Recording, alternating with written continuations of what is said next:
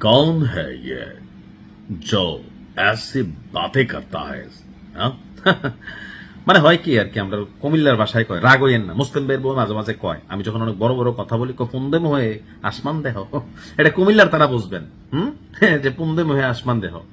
দেখেন ভারতের মাঝে মাঝে কিছু কিছু কথা মানে শুনলে ইস্যুটা পাকিস্তানের। আসসালামু আলাইকুম, সবাই কেমন আছেন?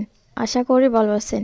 আপনারা সবাই ভিডিওর শুরুতে ভিডিওর কিছু অংশ বিশেষ দেখে বুঝতে পেরেছেন ভিডিওটা কতটা গুরুত্বপূর্ণ। তাই আর বেশি কথা না বাড়িয়ে চলুন আমরা মূল আলোচনায় চলে যাচ্ছি। তার আগে সবাইকে রিকোয়েস্ট করব, যারা আমাদের চ্যানেলে নতুন আছেন প্লিজ সবাই সাবস্ক্রাইব করে সাথে থাকুন। চলুন ভিডিওটা দেখি। कौन है ये जो ऐसी बातें करता है हाँ? মানে হয় কি আর কি, আমরা কুমিল্লার ভাষায় কয় রাগ হইয়েন না, মুসলিম বের বউ মাঝে মাঝে কয়, আমি যখন অনেক বড় বড় কথা বলি পুন্দেম হয়ে আসমান দেহ, এটা কুমিল্লার তারা বুঝবেন। যে পুন্দেম হয়ে আসমান দেহ। দেখেন ভারতের মাঝে মাঝে কিছু কিছু কথা মানে শুনলে ইস্যুটা পাকিস্তানের। ভাই আমি কিন্তু পাকিস্তানপন্থী না, অনেকে আমার চিনেন, হয়তো পাকিস্তানের খেলা পছন্দ করি, ইমরান খানের পছন্দ করি, গান শুনি, অনেক মেশিনারিজ হয়তো ব্যবহার করি, কিন্তু রাষ্ট্র হিসাবে যতক্ষণ পাকিস্তান বাংলাদেশের কাছে আনুষ্ঠানিকভাবে ৭১-এর জন্য ক্ষমা না চাইবে, রাষ্ট্র হিসেবে রাষ্ট্র বা বাংলাদেশের একজন নাগরিক হিসাবে পাকিস্তানের প্রতি আমার কোনো পজিটিভ ফিলিংস নেই। আবার ৭১-এ বাংলাদেশকে সহযোগিতার নামে বাংলাদেশের বিভিন্ন ইস্যুতে বর্তমান বিজেপি ক্ষমতাসীন সরকার তারা যেভাবে আবার এখানে মালিকানা ভাইয়াপি দেখায়, এইটিও পছন্দ না। তো এখন যেহেতু এটা আন্তর্জাতিক নিউজ, সেখানে পাকিস্তানকে বিশ্বের মানচিত্র থেকে মুছে ফেলবে কে? ভারত। আচ্ছা এটা কি সম্ভব? তবে এবারের বিষয়টা গুরুত্বপূর্ণ কেন? অন্যান্য সময় পলিটিশিয়ানরা এই ধরনের কথা বলেন, কিন্তু যখন সেনাবাহিনীর রানিং সেনা প্রধান এই বক্তব্য দেন, তাহলে বুঝতে হবে যে এখানে কোথাও না কোথাও ঝোল আছে। হয়তো ভারত কোনো বড় অভিযান চালাবে, অথবা কোনো পরিকল্পনা করতেছে, অথবা এটা তো রাজনৈতিক বক্তব্য হতে পারে না। পাকিস্তান যদি সন্ত্রাসীদের আশ্রয় দেওয়া এবং ভারত বিরোধী কার্যক্রম অব্যাহত রাখে, তবে দেশটিকে বিশ্বের মানচিত্র থেকে মুছে ফেলার হুঁশিয়ারি দিয়েছেন ভারতের সেনাপ্রধান জেনারেল উপেন্দ্র দ্বিবেদী। বক্তব্য হচ্ছে, তিনি কি এটা গোমূত্র পান করে দিচ্ছেন, নাকি মাল খাইয়া দিচ্ছেন, না ভাং খাইয়া দিচ্ছেন? এই কথাটা কেন বললাম? দেখেন এখানে পাকিস্তানের সাপোর্ট করতেছি না।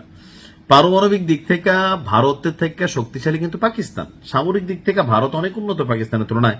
আবার পাকিস্তানের নেটওয়ার্ক কানেক্টিভিটি যে লেভেলে আছে, এখানে পাকিস্তান একটা পশমও ছিঁড়তে পারবে না।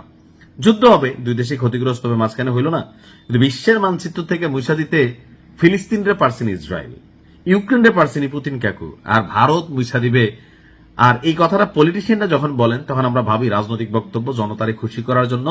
এখন একজন সেনাপ্রধান, তিনি কি ভবিষ্যতে বিজেপিতে যোগ দিবেন কিনা জানি না। দিল্লির মানেক্স সেন্টারে ইউনিফর্ম আনভেইলড আয়োজিত সেনা সংবাদ শীর্ষক এক ইন্টারেক্টিভ অধিবেশনে বক্তব্য রাখার সময় এই হুঁশিয়ারি দিয়েছেন ভারতের সেনাপ্রধান। এখানে বলা হয়েছে যে গত বছর সংগঠিত অপারেশন সিন্দুরের মতন পরিস্থিতি যদি আবারও তৈরি হয়, তবে ভারতীয় সেনাবাহিনী কিভাবে তার জবাব দেবে। তো জেনারেল সেনাপ্রধান তো তিনি বলছেন, আমি এর আগেও যা বলেছি যদি তা আপনারা শুনে থাকেন, সন্ত্রাসীদের আশ্রয় দেওয়া এবং ভারত বিরোধী কার্যক্রম, তবে তারা বিশ্বের মানচিত্রে ভূগোলের অংশ হিসেবে টিকে থাকবে নাকি কেবল ইতিহাসের পাতায় স্থান পাবে, সেই সিদ্ধান্ত তাদের নিজেরই নিতে হবে। তা আপনাদের অপারেশন সিন্দুরের কথা খেয়াল আছে? ওই যুদ্ধে আসলে কে জয়ী হয়েছে এটা নিয়ে অনেক প্রশ্ন আছে। তবে এখানে ভারতের ক্ষতিগ্রস্ত সংখ্যাটা বেশি ছিল, পাকিস্তানও কম হয় নাই। তো সবকিছু মিলেইয়া এখন পাকিস্তান মাঝে মাঝে আওয়াজ দেয়, তো ভারতও আবার হয়তো আওয়াজ দিচ্ছে। পাকিস্তানের সেনাবাহিনী বিভিন্ন সময় বিভিন্ন কথা বলে, ভারতও কি ওই লেভেলে বললো, নাকি আসলে কোনো কিছু আসতেছে সামনে? খেলাটা কোন লেভেলে খেলতেছে ভাই, কোন লেভেলে হইতেছে? আপনার কি মনে হয়, যদি ভারত পাকিস্তান যুদ্ধ লাগে কারা জিতবে? কমেন্টে জানাতে পারেন। ভালো থাকুন। আসসালামু আলাইকুম। সালামু আলাইকুম। বাংলা একটা কথা আছে, রাখে আল্লাহ মারে কে। কেন কথাটা বললাম? রাষ্ট্রপতি যিনি একবার বলছিলেন, একটা বক্তব্য চলছিল আওয়ামী লীগ সরকারের সময়, তিনি রাষ্ট্রপতি হবার পরে, তো বক্তব্যের মাঝখানে ঝড় তুফানের মতন একটা পরিস্থিতি তৈরি হয়েছিল। তো তখন একজন আর্মি অফিসার কানে কানে এসে বলতেছিল যে স্যার তুফান আসতেছে, কারণ আমি তো নিজে সাইক্লোন টর্নেডো। তবে তিনি যে কিছুটা সাইক্লোন টর্নেডো, এটা প্রমাণিত হয়ে গেছে। কারণ ডক্টর ইউনূস সরকারের সময় তার যে রাষ্ট্রপতির মতন একটা গুরুত্বপূর্ণ পদে থাকা, পাশাপাশি সুযোগ সুবিধা পাওয়া এবং কোনো ধরনের ঝামেলা ঝক্কির মধ্যে পড়েন নাই, অনেক চেষ্টা করা হয়েছে, বাট তিনি আসলে পড়েন নাই। তো সেই জায়গা থেকে আনটিল রাইট নাও তিনি যে একটা জায়গার মধ্যে সরকার তৈরি হওয়ার পরেও আপনার রাষ্ট্রপতি পদে আছেন, পুরোটাই চান কপাল। তবে সময়টা খারাপ যাচ্ছে। ওনার সাথে কি ঘটছে অনেকে চিন্তা করতেছেন যে বিএনপি সরকার কি কোনো আবার মামলা টামলা দিল কিনা। না, বিষয়টা ওরকম না। আমাদের রাষ্ট্রপতি শাহাবুদ্দিন চুপ্পুর হার্টে ব্লক শনাক্ত হয়েছে, অলরেডি রিং বসানো হয়েছে। আর আমরা জানি যাদের হার্টে একবার রিং বসানোর প্রক্রিয়া শুরু হয় তাদের দিনগুলো খুব খারাপ যায়। অনেক স্বাভাবিক যে নিয়ম কানুন বা স্বাভাবিক জীবনযাপন এটা কিন্তু আর সম্ভব হয় না। আবার এটা বয়স ভেদেও আপনার বিষয়টাকে শারীরিক সুস্থতা অসুস্থতার ইস্যুটা ডিপেন্ডেবল হয়ে যায়।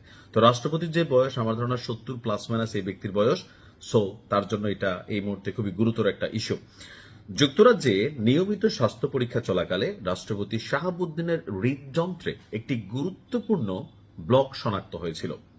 আর এর পরপরই জরুরি ভিত্তিতে সফলভাবে এনজিওপ্লাস্টি এবং স্ট্যান্ট রিং, আমি আসলে জিনিসগুলো কি জানি না, যাদের হার্টে পড়ানো হয়েছে অথবা পরিবারে আছে একটু কমেন্টে জানাবেন যে এনজিওপ্লাস্টি রিং কি আলাদা আর স্ট্যান্ট রিং কি আলাদা, বা এগুলো আসলে কিভাবে পড়ায়, আমি একটা ডকুমেন্টারি করতে হবে।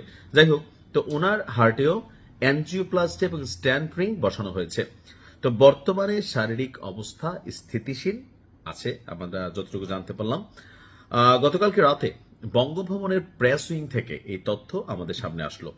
যুক্তরাজ্যে অবস্থানরত রাষ্ট্রপতির ব্যক্তিগত চিকিৎসক, এই মুহূর্তে রাষ্ট্রপতি তিনি যুক্তরাজ্যে আছেন, এমনকি তিনি তার শপথে কিন্তু বহাল আছেন। ওনার যিনি ব্যক্তিগত চিকিৎসক আছেন কর্নেল ডাক্তার AKM ফয়জুল হক সাহেব, তিনি আপনার প্রেস উইংকে জানিয়েছেন যে গত 12ই মে দুপুরে আপনার যুক্তরাজ্যের ক্যামব্রিজে যে বিশ্ববিখ্যাত একটা হাসপাতাল আছে রয়্যাল প্যাপওয়ার্থ হসপিটাল, ইন্টারভেনশনাল যিনি আছেন হাসপাতালে ইন্টারভেনশনাল কার্ডিওলজিস্ট ডাক্তার স্টিফেন হোলির তত্ত্বাবধানে রাষ্ট্রপতির এনজিওগ্রাম সম্পন্ন হয়। পরীক্ষাকালে হৃদযন্ত্রের আপনার যেই ধমনীতে উল্লেখযোগ্য একটি ব্লক ধরা পড়লে সাথে সাথে সেটার ইয়ে করা হয়েছে। তো এই মুহূর্তে তিনি শারীরিকভাবে নিবিড় পর্যবেক্ষণ এবং তত্ত্বাবধানে আছেন, আর তিনি তার দ্রুত রোগ আরোগ্যের জন্য দেশবাসীর কাছে দোয়া চেয়েছেন। এখন হয় কি যে ধরেন বড় ধরনের কোনো ঝামেলা থাকলে এটা আসলে এতটা সামনে আসে না, তা এটা একটু লুকোচুরিত থাকেই। তবে অনেকে বলেন যে যুক্তরাজ্যে যাওয়ার পর রাষ্ট্রপতি আর দেশে ফিরবেন না, ওনাকে আসলে একটা গ্রিন পাস দেওয়া হয়েছে। আবার কেউ কেউ বলছেন যে না, তিনি বাংলাদেশে আসবেন, তার বিরুদ্ধে তো স্পেসিফিক কোনো মামলা হয় নাই।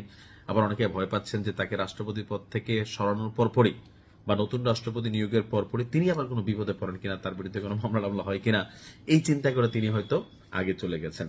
বাট আমার পারসেপশন এটা 50-50, তিনি দেশে আসতেও পারেন, নাও আসতে পারেন। আর তার আশা না আসায় আসলে রাষ্ট্রের জন্য এই মুহূর্তে বা বিএনপির জন্য তেমন গুরুত্বপূর্ণ কিছু না, বাট রাষ্ট্রপতির হাতে যেহেতু রাষ্ট্রের খুবই গুরুত্বপূর্ণ কিছু অপশন কানেক্টেড, সো তিনি দেশে আসবেন, ক্ষমতা হস্তান্তর বা যে প্রক্রিয়াগুলো আছে সেগুলোকে সম্পন্ন করবেন, তারপর হয়তো আবার তিনি বিদেশ যাবেন। যাই হোক, ভালো থাকেন, আজকের মতো বিদায় নিচ্ছি। আসসালামু আলাইকুম।